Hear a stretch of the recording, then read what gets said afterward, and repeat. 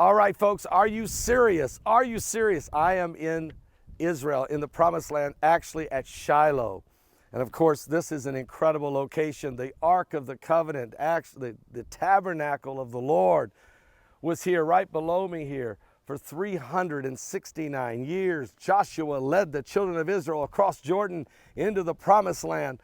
It took 40 years of fighting, but he finally found this location. This is where God said, set up my tabernacle and set it up here. And they built a city here. They lived here for 369 years, and they would worship the Lord. The Lord would come and commune with them, speak to them right here.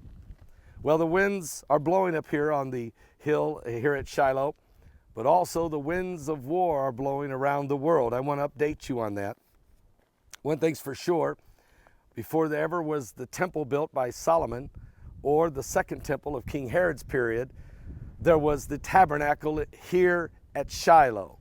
So you have to really put that in perspective, how ancient of time. When it was the year, the tabernacle was established here in the year 1258 BC and was here till 889 BC. So the Lord was here, the 12 tribes spread out from here and conquered the land, establishing the 12 tribes of Israel, one nation, the nation of Israel. We have situations developing, though, around the world. The winds of war are blowing. A couple days ago, the United States of America shooting down Iranian drones over Syria.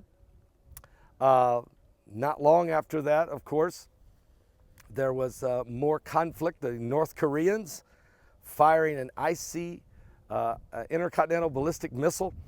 They fired it from North Korea toward Japan. They fired this thing so high that it actually could have reached the United States of America if they wanted it to.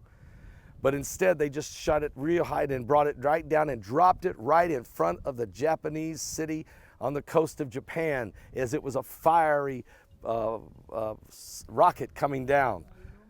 And it was unbelievable. It's a provocation that we don't need. Also, the Iranians have been threatening and plotting to make a move on the Israelis. And so we found out that Israel flew in just not long ago, in the last few hours, and they attacked Damascus.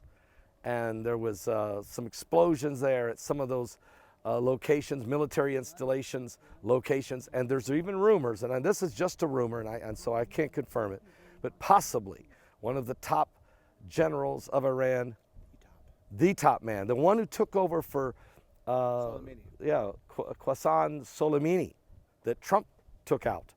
The man's name, I think, was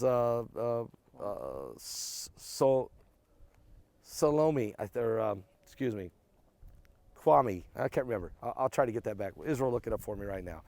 But anyway, what's his name? Ismail Kwani. Ismail Kwame. Thank you, Iz. Okay. This is just rumors, though. Israel appears to have struck the high-level Iranian Revolutionary Guard meeting in Damascus. It just happened just a few hours ago. Some sources are saying that Hezbollah and Islamic Jihad officials were there at the time. Rumors, this is highly unconfirmed, and I'm going to say it again, unconfirmed, unconfirmed, unconfirmed. Maybe the chief leader of the Quds forces, the Ismail Kwani, may have been there, may have perished in that. That is unconfirmed. So we will watch the news, we will watch for reports and get more info. But whether or not he was there or not, this was a very strategic strike by the Israelis in Syria. And of course, the Russians are preparing for the one-year anniversary of their invasion of Ukraine. We know that they are building up as many as 500,000 troops. There's 1,800 tanks, there's 700 planes. There's a lot of energy, a lot of momentum leading up to that day. We understand that President Vladimir Putin is going to address the nation of Russia the night before. So on the 23rd, he's going to give a national address to his nation on the eve of the one-year anniversary of his invasion of Ukraine. We understand that the Ukrainians, President Zelensky, met with top officials of Israel, and Israel's confirmed they're going to send him the David sling, the defense mechanism similar to the Iron Dome, but it's even better. It's called David's Sling, and they're going to let him have this technology to fight in this war. We understand that NATO nations, that the Vice President of the United States, Kamala Harris, flew into Germany, where they're meeting with some of the top leaders of the European nations, and no doubt, and they told the Russians not to come, that they weren't invited. So obviously we have the winds of war blowing everywhere. And then there's China with the balloons and these unidentified objects that are being shot down by our U.S. military over our own homeland of America, whether it be over South Carolina or Alaska or Canada or Michigan, coming right down to Montana. All of these things are happening, guys. The four most troubled places of the world: Europe, the Middle East, North Korea in the South Pacific, and China with Taiwan and the threats that are going on around. This is a world that is in turmoil. This is a world that is in crisis. And we have divisions among nations and divisions within nations. And Jesus said that there will be wars and rumors of wars, and you will hear of all these different calamities. He said nations would rise against nations, kingdoms against kingdoms, and there would be famines, pestilence, and these earthquakes in different places. All of these, he said, earthquakes in different places. Look what happened to Turkey. I think the death toll now, I last heard, was 47,000. It could be higher. We have reports it could be massively higher.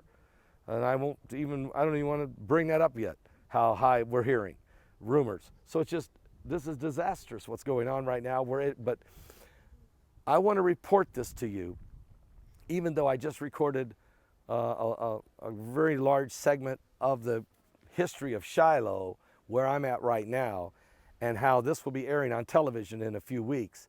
I wanted to take the time to go live with you right here from this biblical location and tell you that the world today is coming into an apocalyptic era. I've said this before.